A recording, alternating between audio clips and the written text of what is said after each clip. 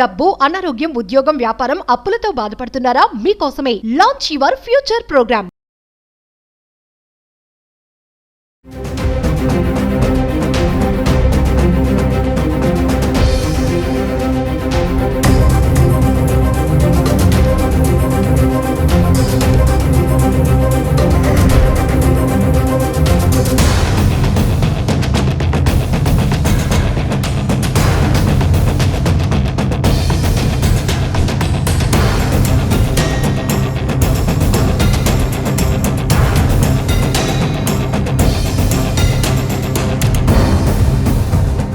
నమస్తే, welcome back to Suman TV. Present మనతో పాటు ఉన్నారు అడ్వకేట్ డాక్టర్ సోల్మన్ రాజ్ గారు. సార్తో మాట్లాడండి.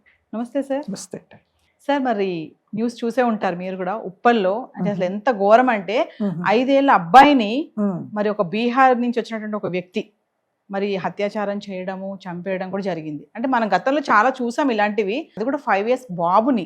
అంటే మీ ఎక్స్పీరియన్స్ లో ఇలాంటి కేసెస్ చాలానే చూసుంటారు మీరు. అసలు దీన్ని ఎలా తీసుకోవాలి అంటారు? మరి చాలా మంది అతన్ని ఎన్కౌంటర్ చేయాలని చెప్పేసి కూడా అంటున్నారు. మరి నిజంగానే చేస్తారా? జరుగుతాయి అంటారా? ఫస్ట్లీ, ఎన్కౌంటర్ ఇన్ ఇండియా అన్నది ఇల్లీగల్. ఏ లా కూడా, not even in defence forces, ఎక్కడ కూడా ఎన్కౌంటర్ అన్నది లీగలైజ్ చేయలేదు. ఎందుకంటే మన కాన్స్టిట్యూషన్ అట్లాంటిది. ఇంకొకటి ఇక్కడ జరిగింది ఏంటి అంటే, ఆ ఛత్తీస్గఢ్కి చెందిన వాళ్ళు, బీహార్ నుంచి ఈ అబ్బాయి వచ్చాడు. ఖమర్ అనే వ్యక్తి ఈ చిన్న 5 ఏళ్ల బాలుడికి బిస్కెట్ ఇస్తా అని చెప్పి పొదల్లోకి తీసుకెళ్ళి అత్యాచారం చేశాడు. ఇక్కడ ఖమర్ ఒక మేల్, ఆ అత్యాచారం విక్టిమ్ ఆ చిన్న పిల్లోడు వచ్చేసి బాయ్. ఒక మేల్ పైన ఇంకొక చిన్న చైల్డ్ పైన అత్యాచారం చేయటం అన్నది ఏంటి అంటే సోడోమీ. It comes under something called sodomy, which is actually, sodomy is a crime. What is sodomy అని మనం చూసుకుంటే, అది it can be actually anal sex, it can be manual sex, it can be oral sex, it can be bestiality. So ఇవన్నీ ఉంటాయి. ఒక male ఇంకొక చిన్న అంటే బాలుడి పైన అత్యాచారం చేశాడు కాబట్టి దిస్ యాక్చువల్లీ కమ్స్ అండర్ సోడోమీ. అది కాకుండా పాక్సో అన్నది కూడా అట్రాక్ట్ అవుతుంది. పాక్సోలో ఏం అట్రాక్ట్ అవుతుంది చూద్దాము. కానీ మీరు అన్నట్టు అంటే సరే, ఇప్పుడు పబ్లిక్ అవుట్రేజ్ ఉంది, పబ్లిక్ అవుట్బర్స్ట్ ఉంది. వాళ్ళు ఏమంటారంటే ఇన్ని ఎన్కౌంటర్ చేయాలి, ఈ ఖమర్ అనే వ్యక్తిని ఎన్కౌంటర్ చేయాలి. కానీ ఇండియాలో ఎన్కౌంటర్ చేసే లా అన్నది లేదు. ఇందాక మాట్లాడుకున్నట్టు ఇట్స్ అబ్సల్యూట్లీ ఇల్లీగల్ అండి. ఎన్కౌంటర్ కాదు. ఇప్పుడు డెత్ పెనాల్టీ కూడా కోర్ట్స్ ఎప్పుడు ఇస్తాయి అంటే, the rare of the rarest కేసెస్లో కూడా. మనం అంతకుముందు 2012 డిసెంబర్ నిర్భయలో చూసాం. నిర్భయ కేసులో కూడా వాళ్ళకు కూడా, because though it was brutality in the rape what they committed. అది స్పానిష్ కానీ ఇవన్నీ కూడా ఇన్స్ట్రుమెంట్స్ అన్ని పెట్టి కూడా in the private parts they literally fidgeted and harmed. దాన్ని కూడా అంటే అట్లాంటి వాటిల్లో కూడా వీళ్ళకి డెత్ పెనాల్టీ అన్నది ఇది అవ్వలేదు. కాబట్టి ఏ క్రైమ్ అయినా జరిగితే కోర్ట్స్ ఎట్లా చూస్తారు, especially the supreme court and the high courts, అంటే ఆ పర్టికులర్ క్రైమ్ అనేది రేర్ ఆఫ్ ద రేరెస్ట్ అవ్వాలి.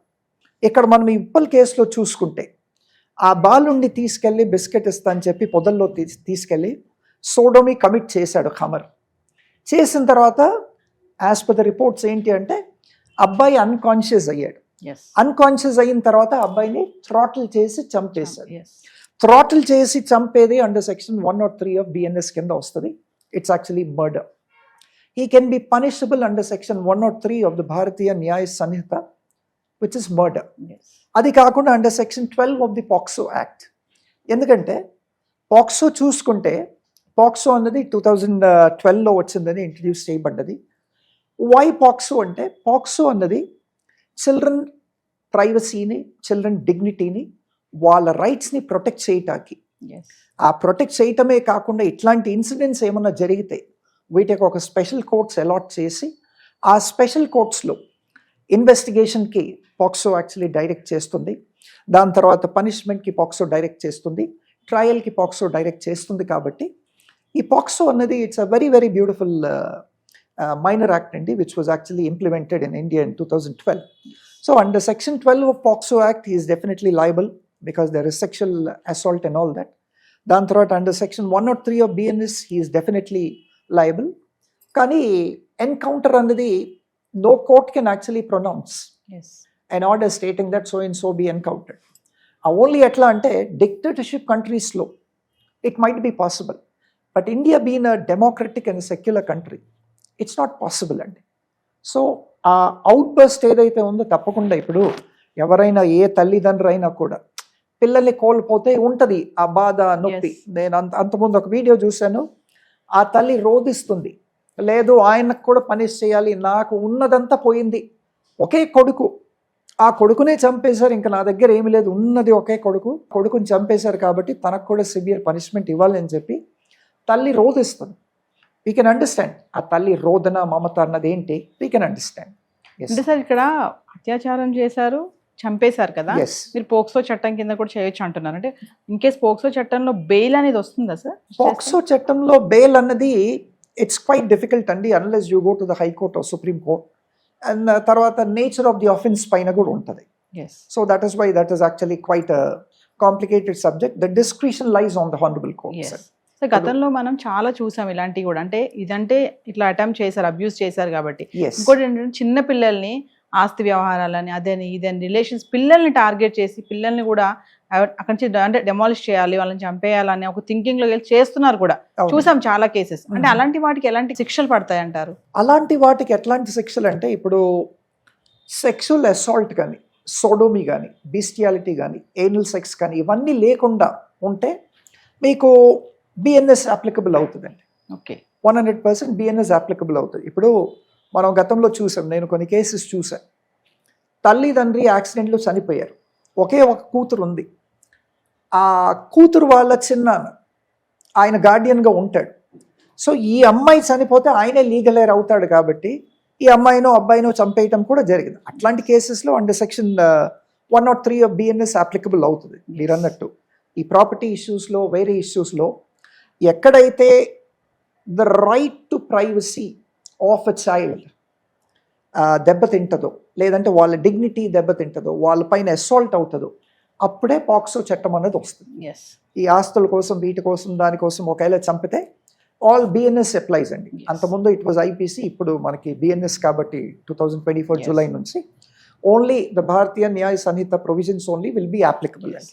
POCSO has got nothing to do with. Sir ఇక్కడ ఈవెన్ అతన్ని అరెస్ట్ చేశారు, అతను దొరికాడు, ఓకే. మరి ఎవరైతే నిందితులు బాధితులు ఉన్నారో, బాబుని కోల్పోయిన పేరెంట్స్ ఉన్నారో, Yes. వాళ్ళకి కోర్టు నుంచి కానీ గవర్నమెంట్ నుంచి కానీ ఏమైనా అందుతాయా సహాయం? డెఫినెట్లీ అండి. పాక్సో చట్టమే చెప్తుంది అట్లాంటి విక్టిమ్స్ కి immediately the government has to pay compensation. It's about 3 to 5 lakhs, 7 lakhs based on the offence. అదొకటి ఉంది. అది కాకుండా గవర్నమెంట్స్ ఏం చేయాలంటే, వాళ్ళు దీన్ని ఒక స్పెషల్ కేసుగా తీసుకొని వీళ్ళకి ఉన్నదంతా, ఆ తల్లి అన్నది ఇందాక, నాకు ఉన్నదంతా కోల్పోయాను, ఉన్న ఒకే కొడుకు అని, అట్లాంటి ఇంకా వీళ్ళు ఏం చేసినా మళ్ళీ అట్లాంటి దాన్ని దే కెనాట్ రీప్లేస్ ఇట్. అట్లాంటి వీటిలో గవర్నమెంట్ మంచి కాంపెన్సేషన్ ఇవ్వాలి వీళ్ళకి.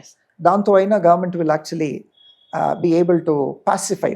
సో ఏది ఏమైనా సరే, అంటే సొసైటీలో కొన్ని ఎలాంటి అంటే ఇలాంటి వినకూడనివి, చూడకూడని సంఘటనలు అనేవి జరుగుతానే. అంటే శిక్షలు త్వరగా పడటం లేదు కాబట్టి ఇట్లాంటి అన్ని కూడా కంటిన్యూ అవుతున్నాయని అనుకోవచ్చు అంటారా? అంటే ఇమీడియట్లీ శిక్షలు పడట్లేదు కదా? డెఫినెట్లీ. అంతకుముందు మన former chief justice of India Chandrachud garu, he said there are more than 1 lakh cases pending in the entire judicial system. మన దగ్గర ఏంటి అంటే laxity in the judicial system ఉంది, వాటిని రీవ్యాంప్ చేయాలి. ఎందుకు లాక్సిటీ అంటే, enough courts are not there. ఆ రేషియో అన్నది population equivalent to the police and based on the police the judicial system అన్నది లేదు. వీటన్నిటిని కూడా రీవ్యాంప్ చేసుకొని ఇంకా ఎక్స్ట్రా జ్యుడిషియల్ ఆఫీసర్స్ని అపాయింట్ చేసి ఎక్స్ట్రా కోర్ట్స్ ఇవన్నీ కూడా మనం ఎస్టాబ్లిష్ చేయాల్సిందిగా ఉంటే అప్పుడు కానీ ఈ జ్యుడిషియల్ సిస్టమ్ అనేది స్పీడప్ అవ్వదు. లేదంటే ఇప్పుడు చూడండి, in cases like this easily it will take about 4 to 5 years. So it is quite a long time, Andy. So it's time that Indian judicial system wakes up and then it revamps the whole judicial system and has a speedy judicial trial. మనం United states of America గనక చూసుకుంటే వాటిలో within 2 months a trial is totally completed. Jury ఉంటుంది. The jury and the judge together, they constitute the investigation, they examine the witnesses within 2 months. In special cases sometimes even in 30 days also.